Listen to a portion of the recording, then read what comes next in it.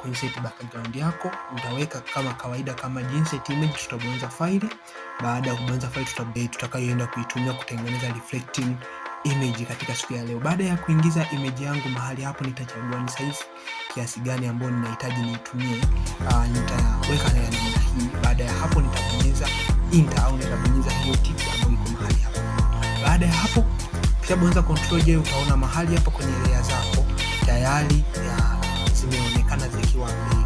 Kwa hiyo kitu ambacho utakachokifanya baada ya kucopy, uta right click afu baadaye utabonyeza kitu kimoja kinachoitwa flip vertical. Ukishabonyeza flip vertical itageuka, kwa juu itakuwa chini na chini itakuwa image yako na picha yako zinafanana vizuri.